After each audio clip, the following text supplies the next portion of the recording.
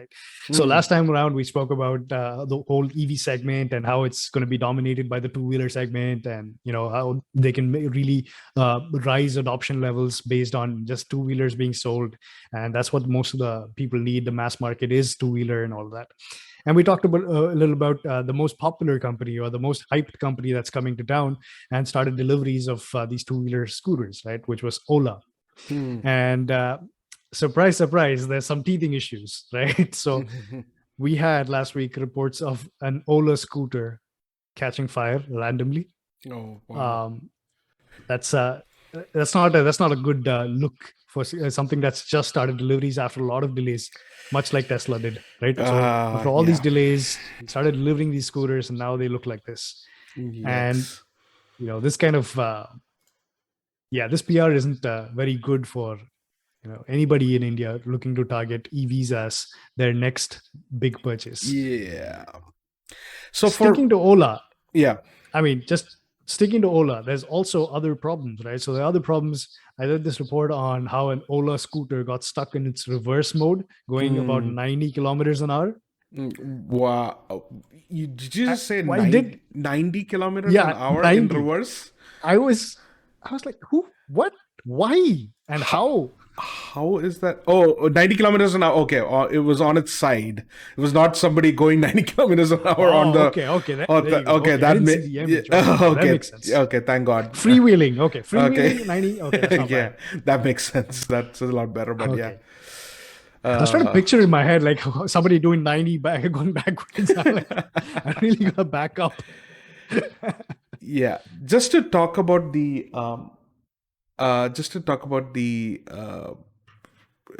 the issues with Ola and the sort of battery pack catching fire. This is a known issue with a lot of EVs, and this has plagued Tesla as well. And it basically boils down to the fact that you have all of this power, right? All of this energy that's being concentrated into a small space in the lithium ion battery. And they are extremely flammable. In fact, they will immediately react to oxygen in the air and catch fire if the cell is ruptured or broken. So this is a definite risk for EV platforms in India, where we tend to be a lot more rough with our vehicles just because of the road conditions and the the traffic density and all of these other issues that in general, the use case as well, right? So like might carry more than what you're supposed to. It's what's really striking for me whenever I travel from the US back to India on vacation and I spend some time in a large tier 1 city like, Delhi or Bangalore, like is how bumped up cars are. Right, you can see like the amount of dents, especially on taxi vehicles, because usually it's either not owned by the driver or they just have that much mileage going on, right? Like they have all of these intercity trips that they're doing or inner city trips that they're doing. But in general, driving in India is a contact sport, and as a like that. and as a result, like EVs probably need a lot more protection in terms of padding, underbody protection, right?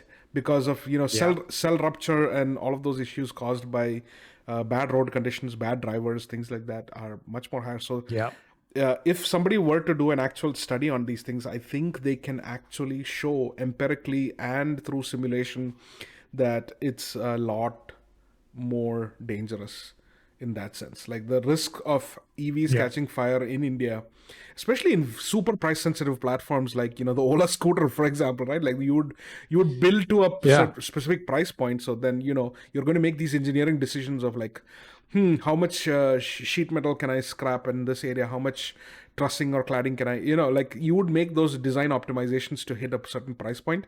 And if you did that, you are now going to start compromising on safety. And it depends on like, what trade-offs your company are doing. So this is going to be really interesting going forward. Yep.